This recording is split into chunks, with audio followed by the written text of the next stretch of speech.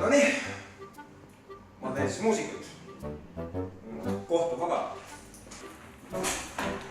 Aga nagu öeldakse, loodus tühja kohta ei salli. Adios!